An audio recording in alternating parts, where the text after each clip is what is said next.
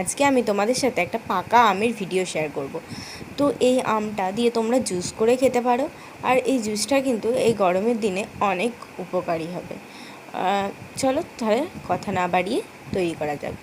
প্রথমে আমি আম দুটোকে ছাড়িয়ে নিচ্ছি, ভালো করে ছাড়িয়ে নিচ্ছি। দেখতে পাচ্ছ তোমরা এটা পাকা।